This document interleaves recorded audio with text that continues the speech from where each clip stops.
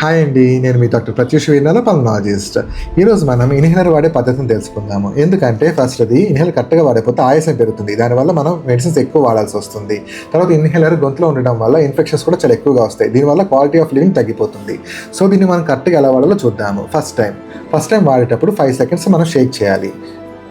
ఆ తర్వాత cap open చేసేసి టైమింగ్ డోసెస్ అంటాము 5 to 10 మనం వదిలేసేయాలన్నమాట. 1 2 3 4 5. తర్వాత మనం గాలంతా వదిలేసేయాలి బయటికి. వదిలేసి పెదాలు ఇదంతా కరెక్ట్గా సీల్ చేసుకోవాలి. సీల్ చేసుకొని దీన్ని కరెక్ట్గా పట్టుకొని నొక్కే టైంలో స్లోగా గాలి తీసుకొని 10 లెక్క పెట్టుకోవాలి. 1 2 3 4 5 6 7 8 9 10 ఇలా 10 seconds మనసులో లెక్క పెట్టుకోవాలి. దాని తర్వాత గాలి వదిలేసేయాలి.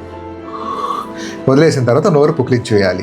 ఇలా కరెక్ట్గా చేస్తే ఏ ఇన్ఫెక్షన్స్ రావు. మందు అనేది కరెక్ట్గా లోపలికి వెళ్తుంది, కరెక్ట్గా పనిచేస్తుంది. Thank you so much.